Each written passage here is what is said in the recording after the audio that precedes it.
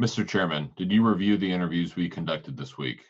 We got the testimony late last night. Okay, my question was actually about the interviews, but let's move on.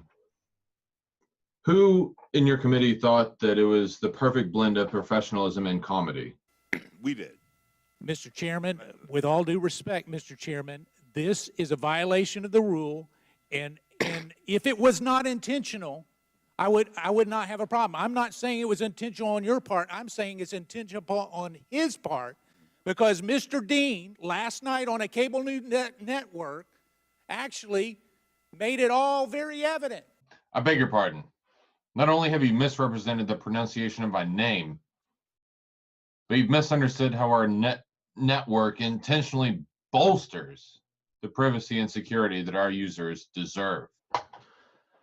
I'd like to propose a vote to table the motion to postpone the rest of my statement. The vote is on tabling the motion to postpone. All in favor say aye. Aye. All opposed say no. No. The ayes have it. I appeal the ruling of the chair. Yes, I can assure you it's in the rules. I appeal the ruling of the chair. Do the rules matter, Mr. Chairman? If I could speak on behalf of the chairman, yes, the rules do matter. But first, could we please have the chairman and the gentle lady move some tables and rules back and forth? Move to Recognize table. the gentle lady.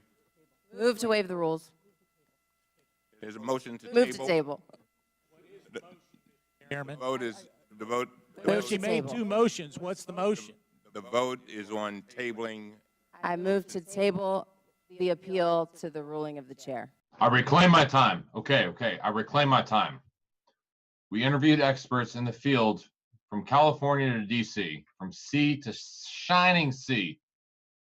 We spoke about the proper way that companies should handle students' data and about a handful of other different regulations.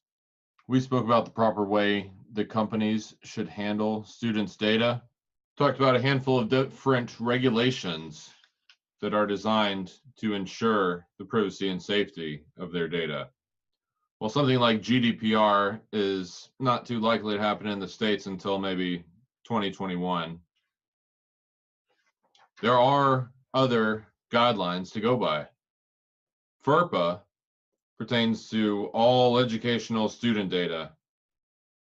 There's another more specific one for children under 13, known as by the acronym COPPA, I believe, COPA perhaps. These are common sense regulations. They state that student data ought not to be sold to third parties, and that any advertising really shouldn't be done to the students at all, but especially not catered to their specific behavioral data. So FERPA stands strong across the educational spectrum in the US. COPA is not quite as relevant in the education sector. So FERPA is kind of the one to go by.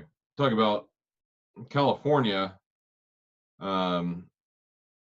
We'll just discuss them as an example because several different states have their own laws dictating privacy regulations in the educational space.